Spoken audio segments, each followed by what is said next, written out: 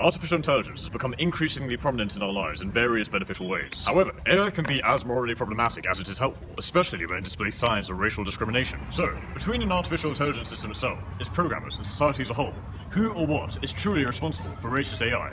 We believe the answer is society. Let's explore why.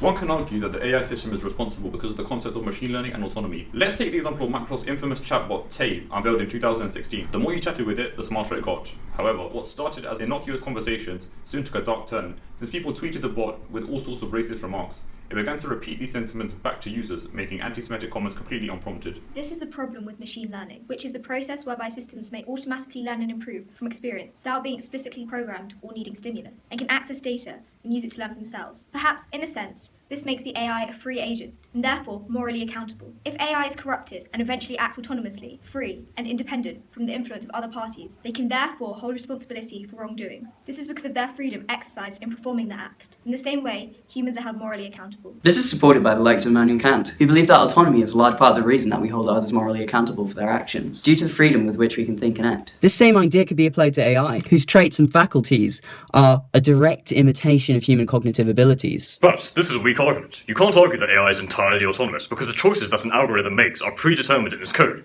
and so the programmers might be responsible. There's no space within AI for the concept of free choice to really even exist. As systems become more advanced, they might become more capable of simulating human consciousness. But the fundamental fact here is that the program is still limited to the vision of its creators, and therefore, if it cannot possess a consciousness or moral compass in the same way that a human can, then it cannot be held accountable, because it lacks the awareness needed to distinguish between right and wrong. John Searle's Chinese room argument is based on an analogy in which a non-Chinese speaker inside the room is given Chinese characters. He writes them down before sliding them under the door, leading the people outside to believe mistakenly that on the other side is a genuine Chinese speaker.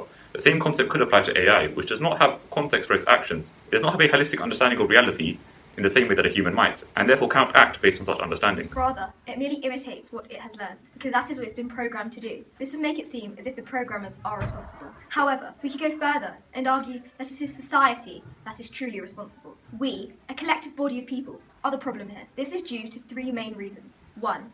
Our role as consumers and how we perpetuate the cycle of production of AI systems with the potential to display racist tendencies. 2. The sense of unconscious bias or racism pervading and influencing systems, such as soap dispensers failing to recognize non-white hands, or facial recognition software facing a similar problem. 3. The unquenchable sense of active or casual racism we collectively display can influence the actions of AI. For example, in 2016, with Tay and the racist Twitter trolls, who expressed pro-Hitler and anti-Semitic views with seemingly no restraint. All of these factors serve as significant causes of racist AI activity, and so in the long term, we strongly and frequently contribute to the unstoppable nature of AI, which influences programmers who thus bear some control over the system. As a result, society as a whole is responsible because of our long history of widespread, cumulative episodes of racist behaviour. To conclude, society is responsible for racist artificial intelligence. This is because, even though the system itself and the programmers are undoubtedly very important, ultimately the fault lies on us, the general public, for creating and perpetuating racist beliefs in the first place, and so influencing the mindset of these algorithm engineers to create autonomous systems capable of immense harm. Without our pre-existing views, AI might not be induced to express racist opinions